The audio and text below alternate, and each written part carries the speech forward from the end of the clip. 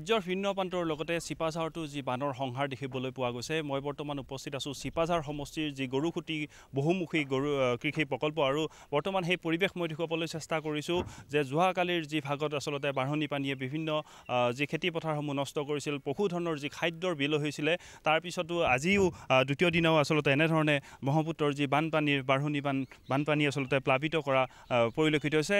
আমি বৰ্তমান ৫ নম্বৰ যি কেম্প আছে সেই কেম্পত উপস্থিত আছোঁ আৰু সামগ্ৰিক সেই পৰিৱেশ দেখুৱাইছোঁ। ইতিমধ্যে ঘৰৰ বাঢ়নি পানীয়ে আচলতে পানী চুইছেগৈ, ক'ব লাগিব এক অবৰ্ণনীয় পৰিৱেশ।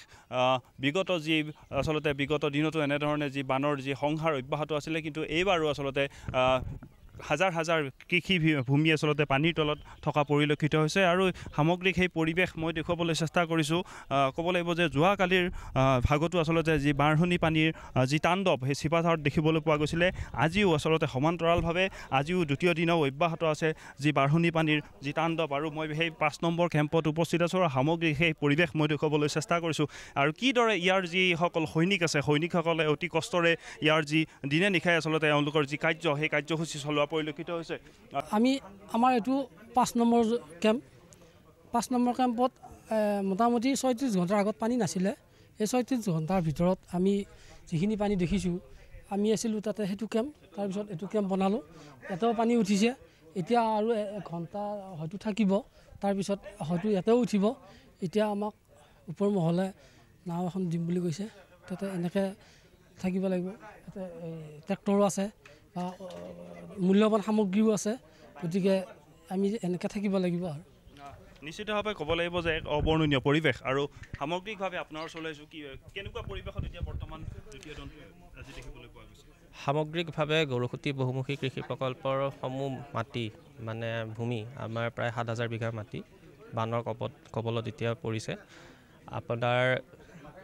আমাৰ 5টাকৈ কেম্প বনোৱা হৈছিলে, য'ত আমাৰ কৃষকসকলে থাকি পেলাই এই জোনৰ কামখিনি আগুৱাই নিয়ে। 5টা কেম্পতে বৰ্তমান পানী সোমাই গৈছে। আপোনালোকে এতিয়া বৰ্তমান দেখিছে ৫ নম্বৰ কেম্পৰ পৰিস্থিতি। ইয়াৰ উপৰিঞ্চি আমাৰ যিখিনি লোকে ইয়াতে থাকি কাম কৰে, কৃষকসকলক ওখ ঠাইলৈ ইতিমধ্যে স্থানান্তৰ কৰা হৈছে আৰু চক্ৰ বিষয়া মহোদয়াৰ সৈতে আমাৰ ইতিমধ্যে আলোচনা হৈ পেলাই সাহায্যৰ বাবে আবেদন ইতিমধ্যে দিয়া হৈছে। যোৱাকালি কৰা হৈছে এইখিনি কাম। তাতে আমাৰ লগতে ক'ব বিচাৰোঁ যে পশুধনত আমাৰ গিৰ গাই প্ৰায় ২৫০ৰো অধিক আছে। সেইখিনি লগতে আমাৰ গাহৰি ফাৰ্ম আছে।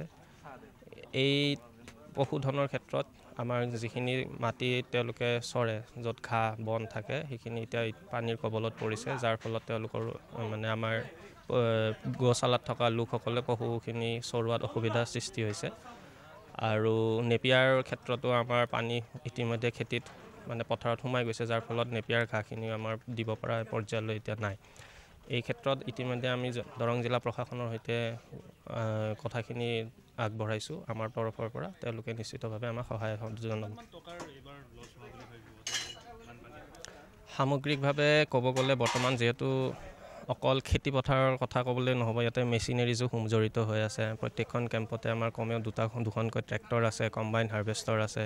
এই সমগ্ৰ বস্তুখিনি আমি এতিয়া বৰ্তমান ওখ ঠাইত স্থানান্তৰ কৰিছোঁ। খেতিৰ ক্ষেত্ৰতো আপোনালোকক জনোৱা হৈছে যে প্ৰায় ১৪২ বিঘা আমাৰ বাৰিষাৰ মাকৈৰ লগতে ৬০ বিঘা কল মাকৈ যিখিনি ছিঙি থোৱা হৈছিল, সেইখিনি এতিয়া বৰ্তমান নষ্টৰ ফালে আগবাঢ়ি গৈ আছে।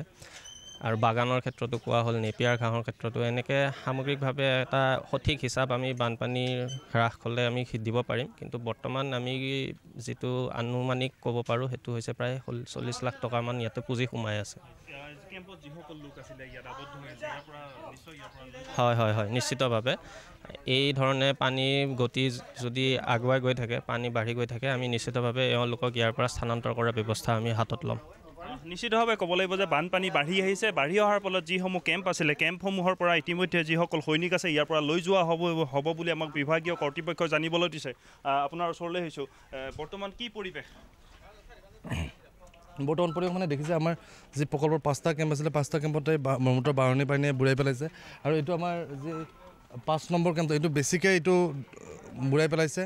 আৰু ইয়াত যিসমূহ মেচিনাৰী আছিলে সেইসমূহ আমি ওখ ঠাইত ৰাখিছিলোঁ যদিও এই ওখ ভেটিটোতো বৰ্তমান পানীত ডুব যোৱাৰ ফলত আমাৰ এটা শংকা হৈছে এইসমূহ পানীত নষ্ট হোৱাৰ।